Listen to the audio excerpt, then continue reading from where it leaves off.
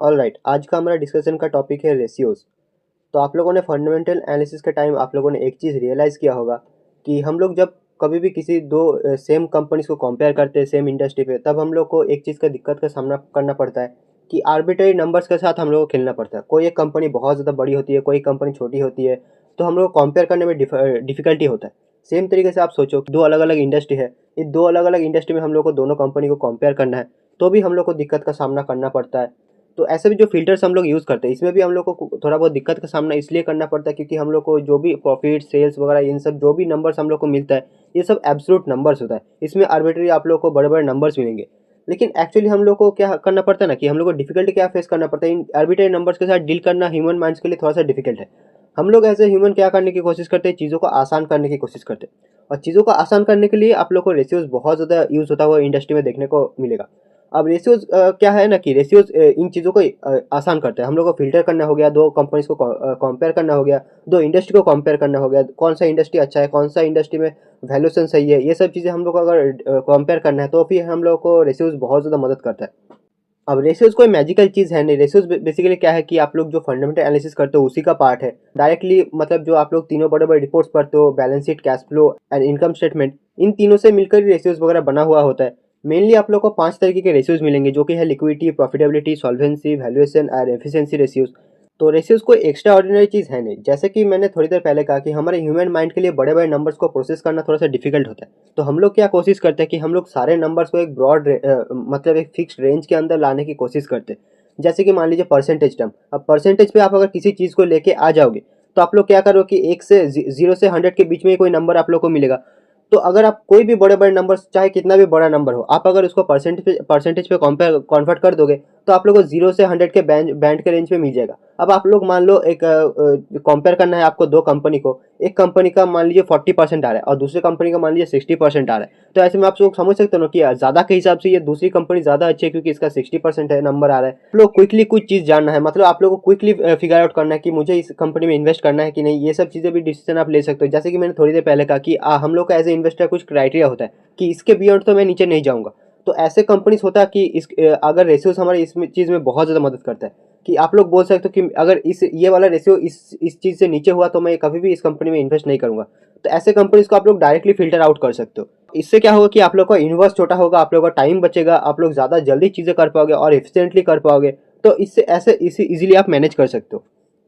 अब ये एक इंट्रोडक्शन वीडियो है, इसलिए मैं इसमें आप लोगों को बहुत ज़्यादा डिटेल में चीज़ें नहीं बताऊंगा। बेसिकली मैं आप लोगों को ऊपर-ऊपर से एक इंट्रोडक्शन वीडियो दूंगा। बाकी आगे आने वाले वीडियो में हम लोग डिटेल में बात करेंगे कि कौन सा रेशियो है, कैसे यूज़ करना चाहिए, कहाँ पर यूज़ करना चाहिए। स्पेसिफिकली हम लोग के पास ऑलरेडी फाइनेंशियल रिपोर्ट्स वगैरह होता ही है, लेकिन फिर भी हम लोग रेशियोज़ को एक्चुअली यूज़ कहाँ करते हैं। देखिए, आप अगर कोई भी 2-4 नंबर को डिवाइड मल्टीप्लाई करते होगे, आपको एक ना एक रेशियो मिल ही जाएगा। लेकिन अल्टीमेटली उस रेशियो का कॉन्टेक्स्ट क्या है, उस रेशियो का मीनिंग क्या है, हम लोग उस रेशियो को कहाँ यूज़ करें, कैसे यूज़ करें, हम लोग कितना रेशियो को यूज़ करना चाहिए, ये सब चीज़ें मेनली जानना होता है। अब रेशियोज़ में जैसे कि मैं कह रहा था कि आप लोग को जो 3 फाइनेंशियल स्टेटमेंट मिलता है, उन्हीं से मिलकर आप लोग को कुछ रेशियोज़ वगैरह मिलता है। अब मैंने जो आप लोग को बताया कि ब्रॉड 5 तरीके के रेशियोज़ होता है, जो कि है लिक्विडिटी, प्रॉफिटेबिलिटी, सॉल्वेंसी, वैल्यूएशन और एफिशिएंसी। इनको छोड़कर भी आप बहुत सारे रेशियोज़ बना सकते हो। आप अपना खुद का रेशियो बना सकते हो। ऐसा कोई हार्ड एंड फास्ट रूल नहीं है कि आप अपना खुद का रेशियो नहीं बना सकते। अब जैसा कि मैं डिस्कस कर रहा था कि आप लोग को बैलेंस शीट, इनकम स्टेटमेंट और कैश फ्लो, ये जो 3 स्टेटमेंट्स हैं, इनमें से आप लोग को कुछ नंबर्स उठाने हैं, 2-4 नंबर आपको उठा के डिवाइड मल्टीप्लाई करना है, आप लोग का कोई ना कोई रेशियो बन ही जाएगा। बस उसको यूज़ करना आना चाहिए। तो अगर लिक्विडिटी रेशियो के बारे में बात करें तो आप लोग को ये बैलेंस शीट से ज़्यादा रिलेटेड होता हुआ देखने को मिलेगा। तो बैलेंस शीट से कुछ नंबर्स हम लोग उठाते हैं और लिक्विडिटी वगैरह कैलकुलेट करते हैं। और लिक्विडिटी रेशियोज़ हमें हेल्प करता है कि कंपनी में जो इमीडिएट रिस्क वगैरह होता है, जैसे कि आप लोग स्पेसिफिकली जो फाइनेंशियल कंपनीज़ होते हैं, बैंक हो गया, आप लोग का एनबीएफसी हो गया, आप लोग का इंश्योरेंस कंपनी हो गया, इनमें ये जो लिक्विडिटी रेशियो होता है ना, ये बहुत ज़्यादा हेल्प करता है। नेक्स्ट प्रॉफिटेबिलिटी रेशियो, अब इसमें क्या होता है कि कंपनी एक्चुअल में कितना प्रॉफिट जनरेट कर रही है, ये सब चीज़ें हम लोग को पता लगता है। अब जब आप directly profit and loss statement देखोगे, आप लोग को डायरेक्टली एब्सोल्यूट नंबर्स दिखेगा कि 22,332 ऐसे कुछ एब्सोल्यूट नंबर दिखेगा। लेकिन इन नंबर्स का मीनिंग आप लोग को तभी समझ में आएगा जब आप किसी दूसरे नंबर से इसको कंपेयर करोगे।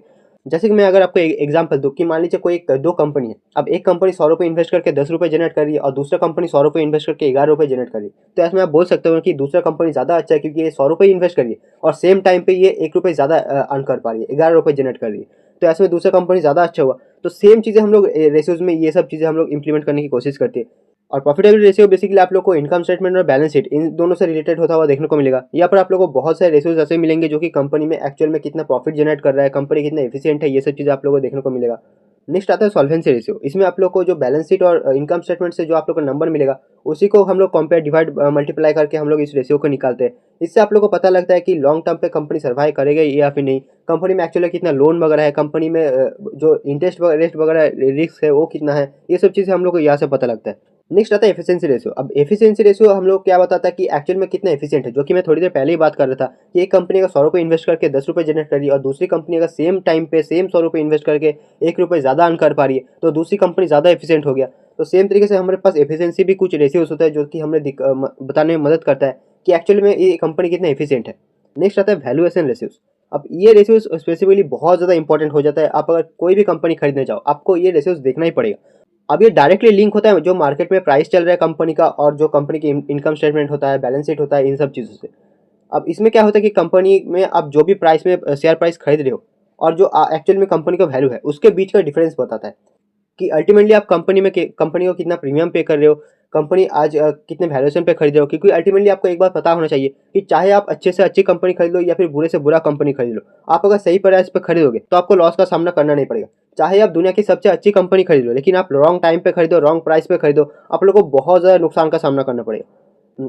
कई बार क्या होता है कि कंपनी बहुत अच्छा लगता है, हमारे पास कंपनी का बैलेंस शीट होता है, कंपनी का फाइनेंशियल स्टेटमेंट होता है, तो हम लोग जब इनको स्टडी करते हैं हम लोग को कंपनी बहुत अच्छा दिखता है। लेकिन क्या होता है कंपनी का वैल्यूएशन इतना गंदा होता है कि हम लोग बोलते हैं कि छोड़ो, इस कंपनी में इतना टाइम वेस्ट करने की जरूरत ही नहीं है। कंपनी जब नीचे आएगा तब हम लोग इसमें टाइम वेस्ट करेंगे, तब हम लोग इसके बैलेंस शीट वगैरह पढ़ेंगे, अभी पढ़ने की जरूरत ही नहीं है, अभी इसको स्किप करो।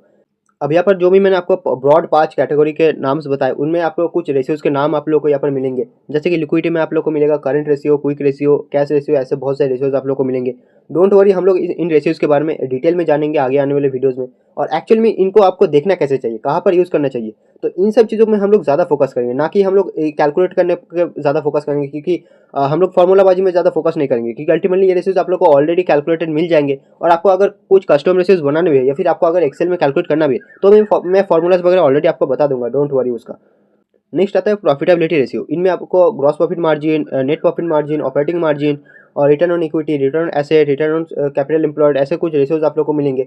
अब हम इनमें से जो रिटर्न ऑन इक्विटी है, रिटर्न ऑन एसेट है, इन सब चीज़ों को जो क्या है कि आप एफिशिएंसी रेशियो में भी डाल सकते हो, तो आप इंटरचेंज कर सकते हो, नाम से फर्क नहीं पड़ता, मेनली काम से फर्क पड़ता है। और सॉल्वेंसी में आप लोगों को debt to equity, interest coverage ratio, ऐसा कुछ चीज़ें देखने को मिलेगा।